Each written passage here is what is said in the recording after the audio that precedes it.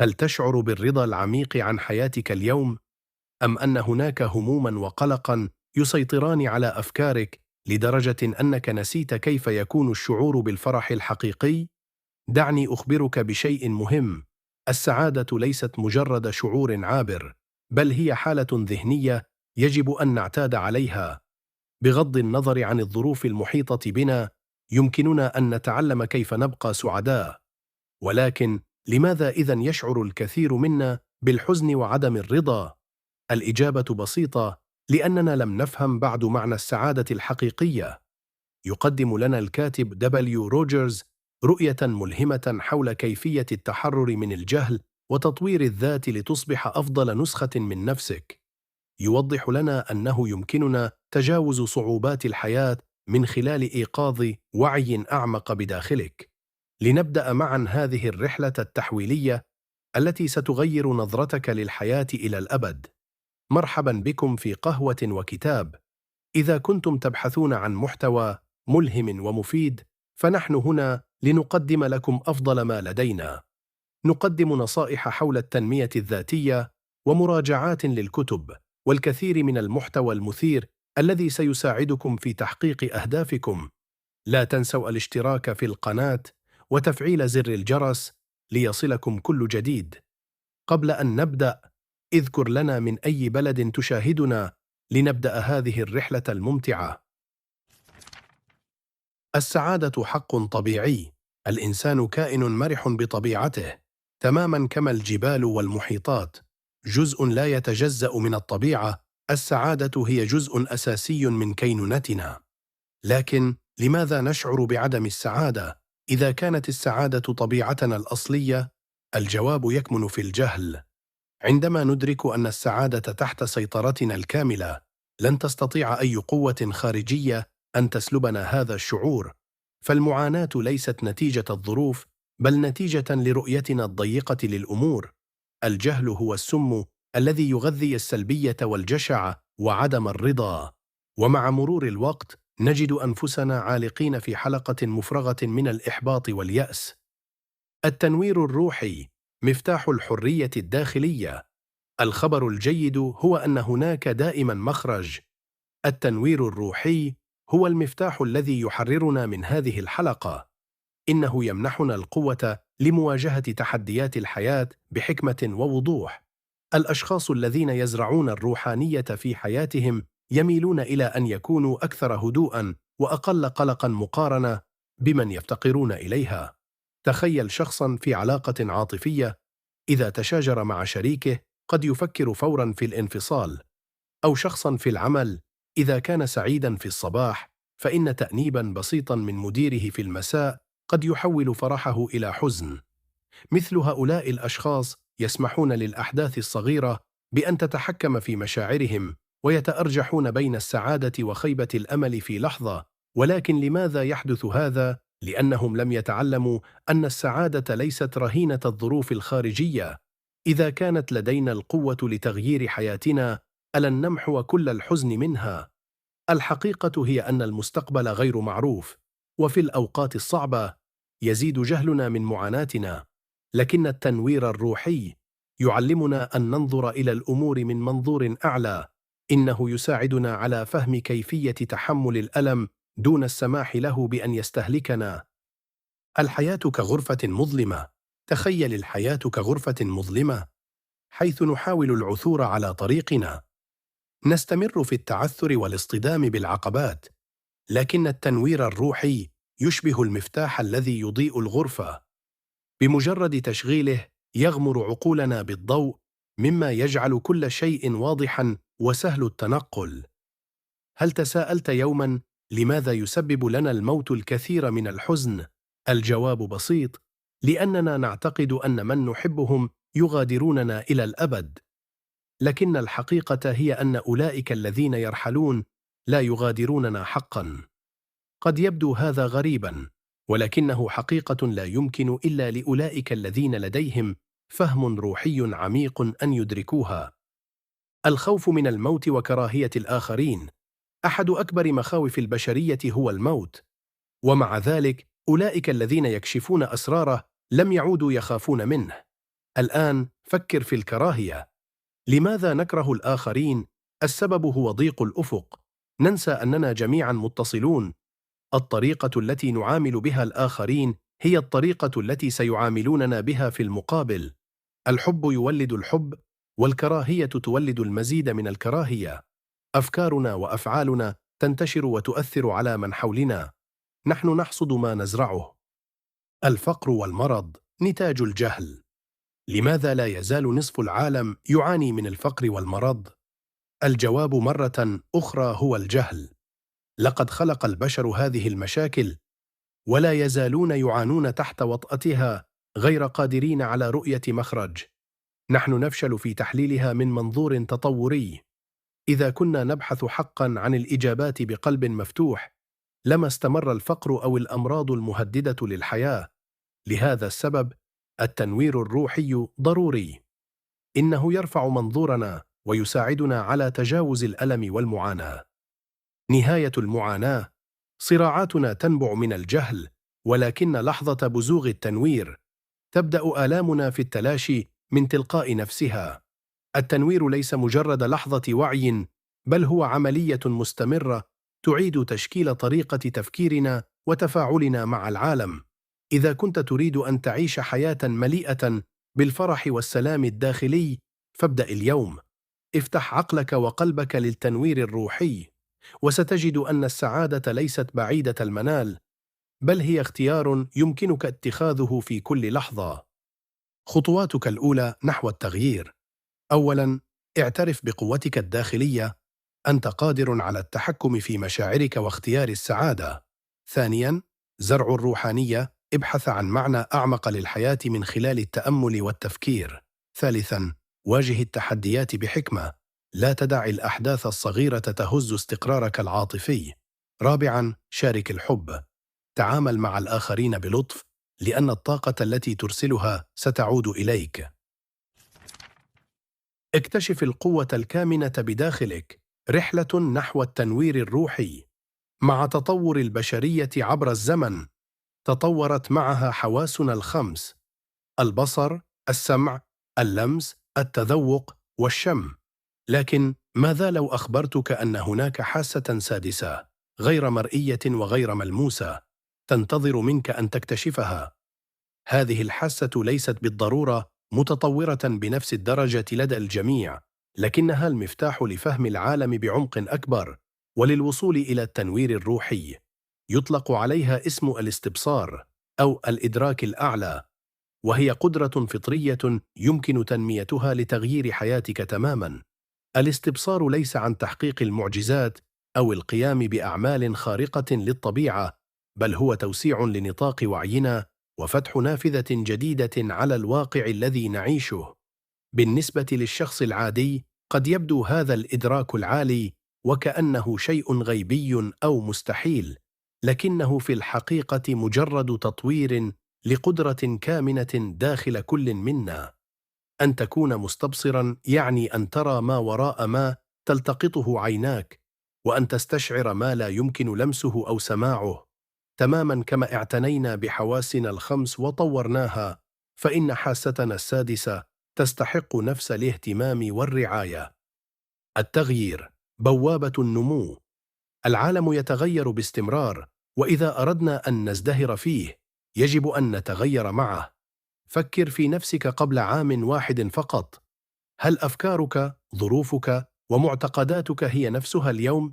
إذا كانت الإجابة بنعم، فقد يكون الوقت قد حان لإعادة النظر.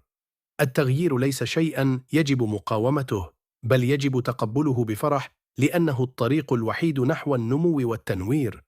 الخطوة الأولى نحو التغيير هي التغلب على الخوف. كيف يمكننا أن ننمو إذا ظلينا محبوسين في منطقة الراحة الخاصة بنا؟ تخيل لو أنك توقفت عن استخدام يدك اليسرى لمدة عام كامل. بمرور الوقت ستضعف وتصبح غير قادرة على أداء وظائفها. الأمر نفسه يحدث عندما نتوقف عن تحدي أنفسنا عقلياً وروحياً. إذا لم نتعلم ولم نتحدى أنفسنا ولم نتكيف مع المتغيرات، سنفقد زخم الحياة ونصبح راكدين. النمو الشخصي رحلة بلا نهاية. التحسين الذاتي ليس وجهة نهائية، بل هو رحلة مستمرة. كل يوم يقدم لنا فرصة جديدة للتعلم والتطور. التزم بممارسة الرياضة الجسدية والعقلية، لأن الجسم السليم والعقل الواضح هما الأساس لتحقيق النجاح والسعادة. املأ ذهنك بالأفكار الإيجابية، واستهلك المعلومات التي تثري روحك. تذكر أن الأفكار التي ترعاها اليوم هي الشخص الذي ستصبح عليه غداً. العقل الخامل مثل الأرض الجافة التي لا تنتج إلا الأعشاب الضارة. عندما نتوقف عن النمو يبدأ عقلنا وجسدنا بالتدهور، تماماً مثل الصدأ الذي يغطي الحديد غير المستخدم. لذلك دع عقلك دائماً مشتعلاً بالفضول والرغبة في الاستكشاف. درس من الطبيعة: قصة سرطان البحر الناسك. دعنا نأخذ درساً من الطبيعة. سرطان البحر الناسك رغم أنه كائن صغير، إلا أنه مصمم جيداً للبقاء. لديه قشرة صلبة وأرجل طويلة وقوية تساعده على التكيف مع بيئات مختلفة. ومع ذلك، على عكس السرطانات الأخرى، يفضل سرطان البحر الناسك العيش في قشور مهجورة خلفتها حيوانات أخرى، بينما توفر له هذه القشور الحماية، إلا أنها تجعله أيضاً معتمداً وضعيفاً. بمرور الوقت يفقد الغشاء السميك الطبيعي الذي تطوره السرطانات الأخرى لحماية نفسها، ويصبح بقاؤه مرهوناً بالكامل بإيجاد قشرة فارغة أخرى. ماذا يعلمنا هذا؟ أن الاعتماد الزائد على الراحة والخوف من التحديات يضعفنا. إذا بقينا في منطقة الأمان، نفقد القدرة على التكيف والنمو. الحياة تدور حول الحركة والتقدم، والنمو الحقيقي يحدث عندما ندفع أنفسنا إلى ما هو أبعد من حدودنا، سواء عقلياً أو جسدياً أو روحياً. مفتاح الحياة المثمرة: التقدم المستمر. لا يوجد طريق مختصر نحو الحياة المليئة بالإنجازات. المفتاح هو التقدم المستمر. تعلم مواجهة المشكلات مباشرة، لأن التحديات جزء لا مفر منه من الحياة، ولكن الشجاعة في مواجهتها هي ما يجعلنا أقوى. حتى في أحلك اللحظات يمكن لابتسامة بسيطة أن تضاعف قوتك الداخلية. الإصرار الحقيقي يأتي من قبول الفشل على أنه جزء من الرحلة، واستخدامه كحجر عثرة نحو النجاح. إذا شعرت أن النكسات تؤثر على كرامتك، فلا تتردد في تنمية التواضع والصبر. هذه الصفات ليست ضعفاً، بل هي أدوات قوية تقود إلى النمو الحقيقي. التنوير الروحي: التزام مدى الحياة. التنوير الروحي ليس لحظة واحدة من الإدراك، بل هو التزام مدى الحياة. إنه عملية مستمرة من التعلم، التطور، وتقبل التغيير. كلما نمت، اقتربت أكثر من إدراك إمكاناتك الحقيقية. تخيل أنك تقف عند بداية طريق طويل ومشرق. كل خطوة تخطوها تقربك من النور، وكل عقبة تتغلب عليها تزيد من قوتك الداخلية. رحلة التحول الذاتي نحو النمو والحكمة. تطوير الذات ليس طريقاً مفروشاً بالورود، بل هو تحدي يتطلب منك الصبر، الجهد، والتزاماً لا يتزعزع. الوصول إلى التنوير الروحي يتجاوز مجرد الرغبة في التغيير. إنه عملية عميقة تستلزم تفانياً يومياً وتحسيناً مستمراً. فكر للحظة، عندما حاولت لأول مرة أن تصبح شخصاً أكثر إصراراً ومثابرة، هل كان الأمر سهلاً؟ بالطبع لا. ربما كانت تلك التجربة واحدة من أصعب اللحظات التي مررت بها، ومع ذلك وبفضل الإصرار والمثابرة تمكنت من تحقيق ما كنت تسعى إليه. بنفس الطريقة، مجرد وجود الرغبة في النمو الشخصي لا يعني أنك قد تطورت بالفعل. التحول الحقيقي لا يحدث بين ليلة وضحاها. لن تستيقظ ذات صباح وتجد نفسك مليئا بالحكمة والإدراك العميق. التنوير الروحي هو رحلة طويلة تتطلب التفاني، الانضباط، والعمل المستمر على تحسين الذات. السبب الذي يجعل هذا المسار مهما للغاية هو أنه لا يمنحك الحكمة فقط، بل يعزز قيمك ويعلمك دروسا حياتية عميقة. ولكن القراءة عن هذه المبادئ ليست كافية، يجب أن تعمل بنشاط لتحقيقها. العناصر الثلاثة للنجاح: الرغبة، الإرادة، والذكاء. لتحقيق نجاح حقيقي في تطوير الذات، تحتاج إلى ثلاث صفات أساسية: الرغبة، الإرادة، والذكاء. بدون هذه العناصر الثلاثة، سيظل تقدمك محدوداً وغير فعال. أولاً، الرغبة، الوقود الذي يحركك. الرغبة هي القوة الدافعة وراء كل شيء نقوم به. تماماً كما تدفعنا الرغبة في البقاء على قيد الحياة إلى البحث عن الطعام والمأوى، فإن الرغبة في التحسن تدفعنا نحو العمل الجاد والتطور. تخيل أنك تحلم بشراء منزل. في البداية يكون هذا هو هدفك الأساسي. بمجرد تحقيقه، تبدأ في التفكير في منزل أكبر وأكثر راحة. ثم مع الوقت قد تبدأ في الحلم بمنزل فاخر على الشاطئ. الرغبة تجعلنا نتحرك للأمام وتدفعنا نحو تحقيق الأهداف الكبيرة. لكن هل يعني هذا أنك أصبحت طماعاً؟ ليس بالضرورة. الرغبة يمكن أن تكون مصدراً قوياً للتحفيز إذا تم استخدامها بحكمة، فهي تمنحك مهارات جديدة وقيماً أعمق ومواقف إيجابية تسهم في تحقيق أهدافك. ومع ذلك يجب أن تكون حذراً. إذا لم يتم توجيه الرغبة بشكل صحيح، يمكن أن تتحول إلى جشع وأنانية. الحل هو توجيه رغباتك نحو تطوير الذات بدلاً من التركيز فقط على المكاسب المادية. اجعل رغباتك مفيدة ليس فقط لك، ولكن أيضاً للعالم من حولك. عند استخدامها بحكمة، يمكن أن تقودك الرغبة إلى حياة مليئة بالرضا والتحرر، بدلاً من أن توقعك في دوامة من الرغبات التي لا تنتهي. ثانياً، الإرادة، القوة التي تبقيك مستمراً. الإرادة القوية هي ما يميز الناجحين عن غيرهم. الأشخاص ضعيفو الإرادة غالباً ما يستسلمون عند أول عقبة، بينما أولئك الذين يتمتعون بإرادة قوية يواصلون السير حتى يصلون إلى أهدافهم. فكر في المرات التي حاولت فيها تطوير مهارة جديدة، مثل تعلم العزف على الجيتار. ربما بدأت بحماس، شاهدت دروساً تعليمية، واشتريت آلة موسيقية، وحتى تخيلت نفسك على المسرح. لكن بعد فترة بدأ حماسك يتلاشى وتوقفت عن المحاولة. لماذا؟ لأن الرغبة وحدها ليست كافية. أنت بحاجة إلى إرادة قوية لتحافظ على استمراريتك. كيف يمكنك الحفاظ على إرادتك، خاصة عندما تواجه تحديات كبيرة مثل التنوير الروحي؟ الحل هو الموازنة بين الرغبة والإرادة. الرغبة ستكون الوقود الذي يدفعك، بينما الإرادة القوية ستساعدك على الاستمرار حتى عندما تصبح الأمور صعبة. على سبيل المثال، الشخص الذي يحلم بتحقيق الثراء لن يستسلم عند أول عقبة، بل سيستمر في الاستثمار، التعلم، والمحاولة حتى يصل إلى هدفه. وبالمثل، الطالب الذي يلتزم بإكمال دراسته سيبقى مركزاً رغم المشتتات، وسيعمل بجد لإنهاء مشاريعه وتحقيق أهدافه. ثالثاً، الذكاء، البوصلة التي توجهك.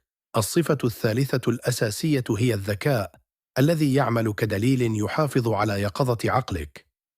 الرغبة تحفزنا على اتخاذ الإجراءات، والإرادة تساعدنا على الاستمرار، لكن الذكاء هو الذي يوجهنا نحو اتخاذ الإجراءات الصحيحة.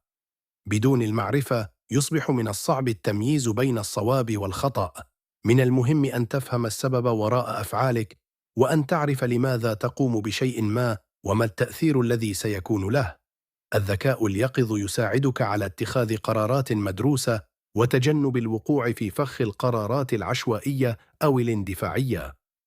الانضباط الذاتي، المفتاح للتقدم المستمر. بالطبع، الكلام أسهل من الفعل. البقاء ملتزماً هو أمر صعب، وأحياناً نقوم بإعاقة تقدمنا دون أن ندرك ذلك. فكر في عدد المرات التي تشتت فيها انتباهك بسبب أمور صغيرة، مما أدى إلى تأخير تحقيق أهدافك الكبيرة، مثل الاستيقاظ متأخراً وتفويت محاضرة مهمة. أو إضاعة يوم كامل في السرير فقط لأنك لم تكن في حالة ذهنية منتجة. إذا تركت جسدك يتحكم في أفعالك فلن تصل أبدا إلى إمكاناتك الكاملة. بدلا من ذلك يجب أن يتحكم عقلك. الانضباط الذاتي هو مفتاح النجاح. إذا كانت إرادتك قوية فلن تسمح للكسل أو التسويف بأن يعيق تقدمك. هذا لا يعني أنك لا تحتاج إلى الراحة. جسدك يحتاج إلى استعادة طاقته، لكن يجب ألا تصبح الراحة عذراً لتجنب العمل والنمو. البقاء نشيطاً وبصحة جيدة يضمن أن الكسل لن يصبح عقبة في طريق تحقيق أهدافك. تطوير الذكاء واليقظة. يمكن تحسين الذكاء واليقظة من خلال الممارسة المنتظمة، تماماً كما تقوي التمارين الرياضية جسمك. إنها عملية مستمرة تتطلب الالتزام والمثابرة، ولكن النتائج تستحق كل الجهد. واحدة من أفضل الطرق لتطوير الذكاء هي القراءة. اجعل القراءة عادة يومية، وخصص وقتاً محدداً للانغماس في الكتب التي تلهمك وتثري عقلك. لكن لا تكتفي بالقراءة فقط، بل قم بتحليل ما تتعلمه وتأمل الرسائل التي يقدمها الكاتب. هل توافق على وجهة نظره؟ وكيف تتماشى أفكاره مع قناعاتك الشخصية؟ القراءة العميقة ليست مجرد استهلاك للمعلومات، بل هي فرصة لتوسيع آفاقك وإعادة صياغة طريقة تفكيرك. مراقبة العالم بوابة لفهم الآخرين ونفسك. طريقة أخرى لتعزيز الذكاء واليقظة هي مراقبة العالم من حولك. انتبه جيداً لأفعال الناس وسلوكياتهم وكيف يستجيبون لمواقف مختلفة. هل لاحظت أنماطاً معينة في سلوك الأشخاص عندما يكونون غاضبين، أو كيف يتصرفون عندما يشعرون بالسعادة؟ هذه الملاحظات الدقيقة تساعدك على تطوير التعاطف، وهو مهارة أساسية لفهم مشاعر الآخرين. عندما تبدأ في رؤية الأمور من منظورهم، ستدرك الأسباب الكامنة وراء أفعالهم. هذا ليس فقط يعزز وعيك الذهني، بل يزيد أيضاً من ذكائك العاطفي، مما يجعلك أكثر قدرة على التواصل الفعال والتفاعل الإيجابي مع من حولك. التأمل مفتاح السيطرة على العقل. إلى جانب تطوير الذكاء، هناك عنصر آخر أساسي يمكن أن يعزز جميع جوانب حياتك: التأمل. ممارسة التأمل بانتظام تساعدك على توجيه عقلك نحو الخير، الأخلاق، الانضباط والحكمة. كما ذكرنا سابقاً، أنت تصبح ما تفكر فيه. لذلك، إذا كنت ترغب في تحقيق حياة مليئة بالسلام والنجاح، يجب أن تبدأ بتدريب عقلك على التفكير بشكل إيجابي وموجه. أحد أفضل الطرق لإدخال التأمل في روتينك اليومي هو الاستيقاظ مبكراً. الصباح الباكر يحمل شعوراً عميقاً بالسكينة، مما يوفر لك بيئة مثالية للتركيز والتأمل. اجعل الاستيقاظ مبكراً عادة يومية، وخصص أول ساعة من يومك للغوص في هدوء اللحظة الحاضرة، سواء كان ذلك من خلال التنفس العميق، التأمل الصامت، أو حتى كتابة أفكارك. فإن هذه الممارسات البسيطة يمكن أن تحدث فرقاً كبيراً في حياتك. الانتظام سر النجاح. بمجرد أن تبدأ في التأمل، عليك الحفاظ على الانتظام. بغض النظر عن مدى انشغال يومك، خصص وقتاً ثابتاً لهذه الممارسة. قد تكون ساعة واحدة فقط، لكنها كافية لتغيير طاقتك الداخلية ووضوح تفكيرك. عندما تبدأ صباحك بالتأمل، ستجد أن يومك يصبح مليئاً بالطاقة الإيجابية والتركيز. أدخل إلى حياتك قيماً مثل الصبر، الشجاعة والتعاطف، وستجد أن هذه الصفات تتحول إلى جزء طبيعي من شخصيتك. التزامك بالرحلة، الطريق نحو التنوير. الآن بعد أن فهمت الخطوات اللازمة، يجب أن تلتزم بهذه الرحلة. التطور الذاتي والتنوير الروحي هما عملية تطورية طويلة الأمد. لن يحدث التغيير بين ليلة وضحاها، وقد تواجه أوقاتاً تشعر فيها بأنك عالق، وكأنك لا تحرز أي تقدم. ولكن تذكر أن هذه اللحظات جزء طبيعي من الرحلة. لا تتوقف، استمر في المضي قدما، حتى لو كان التقدم يبدو بطيئا. قد لا تدرك مدى تطورك إلا بعد فترة طويلة، لأن النمو الحقيقي يحدث تدريجيا. العديد من الأشخاص الذين ساروا في هذا الطريق قبل أن تخطو عليه أنت قد حققوا التنوير الروحي وطوروا أنفسهم بشكل ملحوظ. لقد أصبحوا أكثر حكمة ووعيا، وبعضهم اكتسب قدرات روحية مميزة. متى ستصل؟ قد تسأل نفسك: متى سأصل إلى هذا المستوى؟ الحقيقة هي أنك لن تفهم ذلك تماما حتى تحققه بنفسك. كما قلنا سابقا، هذه الرحلة ليست سهلة، إنها مليئة بالتحديات والشكوك، ولكن بغض النظر عن مدى صعوبتها لا تخافوا. استمروا في السير على هذا الطريق، واستثمروا في أنفسكم. النمو الشخصي لا حدود له، وسيقودك إلى مكان لم تتخيل الوصول إليه. نتائج التزامك: حياة مليئة بالسلام والرضا. خلال هذه الرحلة ابق متحمسا ومخلصا لهدفك. كرس نفسك للتغيير، وسرعان ما ستلاحظ تحسينات ملحوظة في حياتك. سيصبح عقلك أكثر حدة ووضوحا، وستزداد علاقاتك دفئا وعمقا. ستشعر بقوة داخلية تدفعك للأمام، والأهم من ذلك، ستشعر بسلام عميق يملأ قلبك. قد لا تدرك الآن كيف ستكون حياتك مليئة بالرضا والاكتفاء، ولكن مع استمرارك في هذه الرحلة ستكتشف أن معاناتك بدأت تختفي تدريجياً، لتحل محلها حالة من السلام الداخلي والفرح الحقيقي. رسالة أخيرة: ابدأ الآن. لا تنتظر اللحظة المثالية، لأنها قد لا تأتي أبداً. ابدأ اليوم، هنا والآن. استثمر في نفسك، طور حواسك، وكن مستعداً لمواجهة التحديات بشجاعة. تذكر أن السعادة ليست هدفاً بعيد المنال، بل هي حالة ذهنية يمكنك اختيارها في كل لحظة. الحياة رحلة، والسعادة هي الوجهة. ابدأ الآن، ولا تدع الجهل يقف في طريقك نحو الحرية الداخلية. الخاتمة: من خلال رحلتي مع هذا الكتاب اكتشفت أن الجهل هو الجذر الحقيقي لمعاناتنا، وأن السعادة الحقيقية لا تبنى إلا على أساس المعرفة. ليس المقصود هنا المعرفة الأكاديمية فحسب، بل أيضا التنوير الروحي الذي يفتح أبوابا جديدة لفهم الحياة.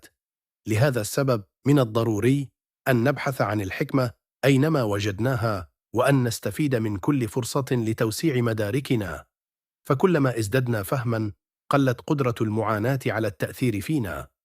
تحقيق التنوير الروحي يعني الانتقال إلى مستوى أعلى من الوعي، مما يخفف من أعباء الألم والصعوبات التي نواجهها. كثير من مخاوفنا مثل الخوف من الموت، المرض، الصراع والفقر تنبع من الجهل. ولكن عندما نبدأ في فهم هذه الأمور بدلاً من الخوف منها، تفقد سيطرتها علينا. كما تعلمت عن الإدراك الحسي، أو ما يعرف بالحاسة السادسة، وهي قدرة كامنة داخل كل منا، لكن قليلون من يطورونها إلى أقصى حد. هذه الحاسة تمكننا من إدراك ما لا تستطيع الحواس العادية التقاطه. قد يبدو الوصول إلى هذا المستوى من الوعي صعباً في البداية، لكن النمو دائماً ما يتطلب التغيير. أولئك الذين يخشون التغيير يبقون عالقين في مكانهم، بينما الذين يتقبلونه يجدون أنفسهم في مسار دائم من التطور والازدهار. ومن الدروس القيمة التي استقيتها من هذا الكتاب أن تطوير الذات يعتمد على 3 أركان أساسية: الرغبة، الإرادة، والذكاء. الرغبة هي الوقود الذي يدفعك نحو أهدافك، مثل الزخم الذي يحافظ على حركتك أثناء الركض. الإرادة هي الدليل الذي يوجهك ويضمن أن تسير رغباتك في الاتجاه الصحيح، تماما كما تعرف متى تلتفت يمينا أو يسارا أثناء الجري، وهي التي تساعدك على مواجهة التحديات والتغلب عليها.